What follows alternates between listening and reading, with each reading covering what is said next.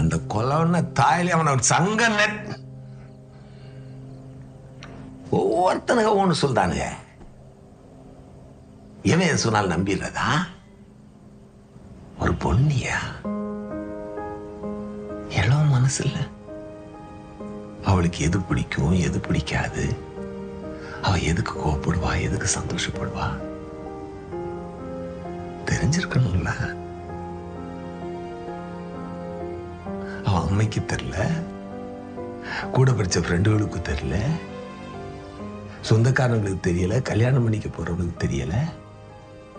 யார கேட்டா தெரியும்? இந்த கதையா கடைசியில் எப்படியாவது தெரிஞ்சுக்கலான்றதுக்கு. செத்த அப்புறம் என்ன அப்படி கிறுக்காக்குறான்னா ஒரு பாயிண்ட்